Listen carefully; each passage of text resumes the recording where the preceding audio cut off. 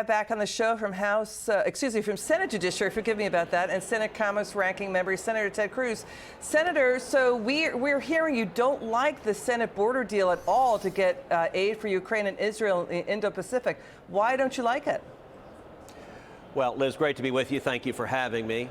When I say I don't like it, let me point out I haven't seen the text of the bill and nobody else has. They're keeping it secret, but what they're describing on the face of it is not going to solve the problem. We are facing an absolute crisis at our southern border. We're facing the worst illegal immigration in our nation's history. 9.6 million people have crossed illegally into the United States under Joe Biden.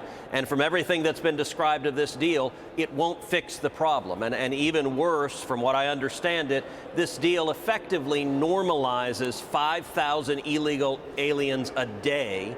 That works out to over 1.8 million illegal aliens a year, or about 6 million under the 3 years of Joe Biden. That is absolutely unacceptable. It is a humanitarian disaster. It is enriching Mexican drug cartels by tens of billions of dollars. It is resulting in children being viciously assaulted. And I'll tell you also, Liz, it is an enormous national security threat to the United States. So I believe today the risk of a terrorist threat today is greater than it's been any time since September 11th. I mean, that's what the FBI director testified to. How can Senate Democrats in this Biden White House bully the American people over a bad Senate border deal that enshrines, keeps in place the status quo? Because the White House keeps misleading, blaming Congress, saying it must act, Senator, when Biden opened up the border on his own with like 100 executive actions just in his first 100 days. So how is it that they can bully the American people and allow 42,000 criminal illegal aliens to come into the country, nearly 1,300 terrorists at all ports of entry and in between? How can the Senate Democrats and the White House get away with this? Look, that's exactly right. And the reason they're doing it, this is the outcome they want.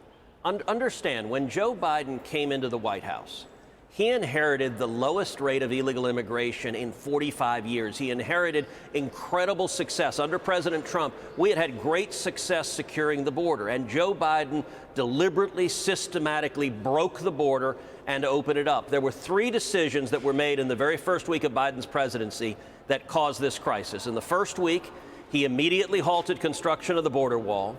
He reinstated the disastrous policy of catch and release. And he pulled out of the unbelievably successful Remain in Mexico international agreement. And instantaneously, within hours, we went from the lowest rate of illegal immigration in 45 years to the worst rate of illegal immigration in our nation's history.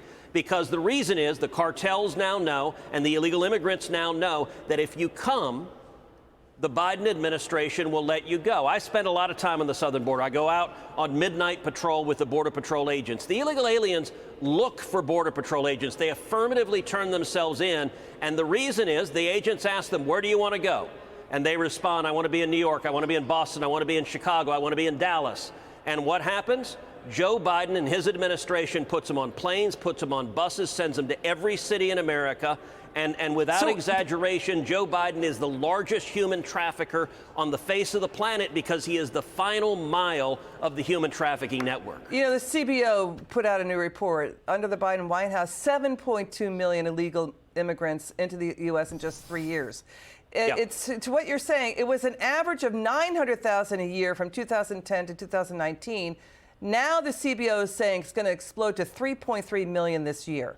So what do you know that's in the deal besides them enshrining 5,000 illegal immigrants coming into the country a day? Are they going to do more vetting? Are they going to have more people checking who's coming into the country? I mean, listen, we want legal immigration. You see in a college poll, Senator, Trump leads Biden 42 to 39% among Hispanic voters. So what else is in the deal? Look, nobody knows, and there's a reason. But what are they talking about? But what are they talking about? There's a reason Chuck Schumer is keeping this secret, because if the American people knew, they would not be happy with it. The problem is Senate Republican leadership went in and said, all right, we got to make a deal with Schumer, so let's do what Schumer wants. Look, I'll tell you what House Republicans did. I agree with House Republicans. They passed a bill called H.R. 2. It is a comprehensive border security bill. They passed it. I've introduced the same bill, H.R. 2, in the Senate. I think that's what we ought to do. Now, Chuck Schumer said at the outset, H.R. 2 is dead on arrival. He's not willing to consider it. Why? Because it actually would work. And he doesn't want to stop illegal immigration. He wants the 9.6 million illegal immigrants we've seen to become 20 million and 30 million and 40 million. And I think that's an absolute disaster for Texas and for the country. We've got the TSA letting illegal immigrants on with no ID. This is just a generation after 9/11 when 19 hijackers, killed people in New York City and elsewhere. Listen, that is exactly right. As you know, last month I sent a letter to Alejandro Mayorkas demanding to know why the TSA is letting illegal immigrants go on planes without a driver's license, without a passport. They come in and they tell the Biden administration a name. We have no idea to know if that name is real or made up. Many cases they can't figure out who the person is, and yet the Biden administration is issuing them an alien ID card that the TSA lets them get on a plane. You and I couldn't get on a plane with that, with no biometrics. We know last year that 172 people on the terror watch list tried to cross illegally. We know a lot more than that did, but those are the ones that were apprehended.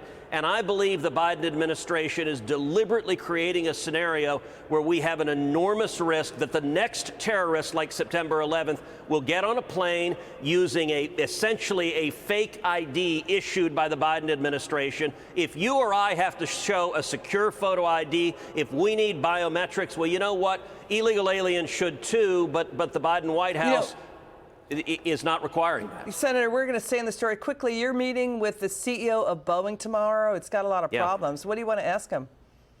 Listen, I intend to have a very candid conversation about what went wrong.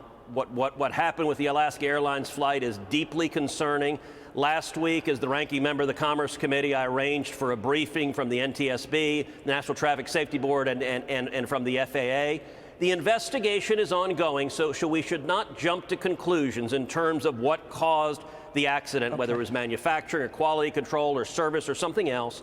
But it's clearly a problem. And listen, Boeing is a great American company. I want Boeing to succeed, but we have an obligation to make sure that the flying public is safe. And obviously, this latest accident raises a lot of concerns. Got it. Senator Cruz, thank you so much for joining us. It's good to have you on, sir. Thank you, Liz.